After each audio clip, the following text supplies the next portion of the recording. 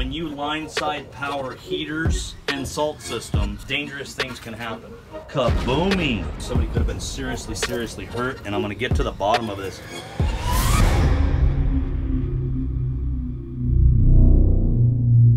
Hey guys, wow, we got an interesting one today. We had a little minor explosion overnight, guys. Look at this.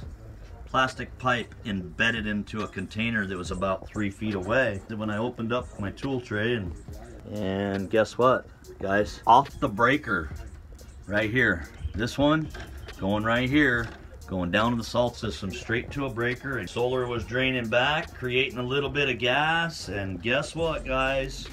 Kaboomie! Make sure you hook them up right. This is an expensive one here.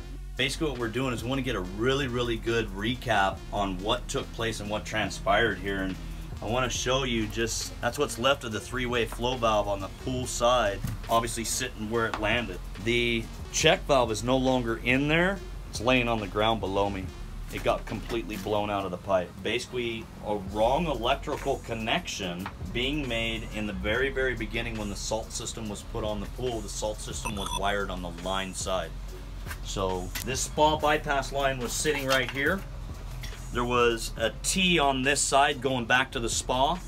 Spa return here coming back into the T. There was a three-way Jandy valve that's now in a million pieces.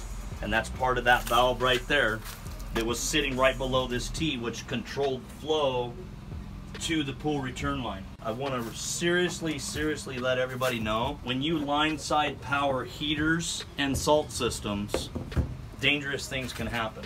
And I'm going to show you guys the flow switch, which some of you thought had failed. Flow switch actually did its job. It did its job in a sense to where it basically engaged the salt system because it was line-sided off of the water draining back off the roof to create the hydrochloric acid in the pipe. And that flow switch engaged, salt system turned on, the pump shut off at about 4 in the afternoon, somewhere's thereabout, and at 9:30 at night it rattled 2 houses. So it was quite of an explosion.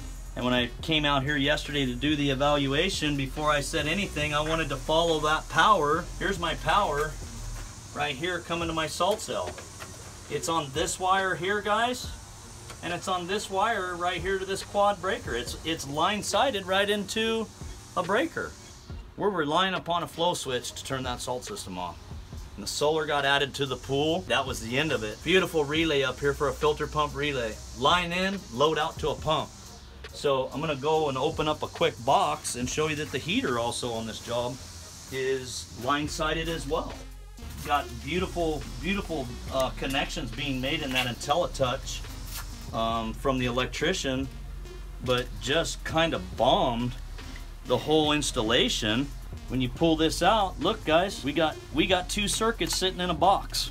There's one going to the heater, the grays going into that quad breaker, and here's those beautiful purples going to that relay. Power coming in at the bottom, going to the heater, going to the pump. This heater should have never been line-sided. It's got automation on it. It's got a 20-minute cool down in the automation that allows that heater to be cooled down, and before that pump will shut off. Should have never been line-side powered like that. So after tomorrow, when we fix all this back up, it will not be that way no longer. You don't read these owner's manuals or these installation manuals on these salt systems, heaters, filters, pumps, whatever you're installing.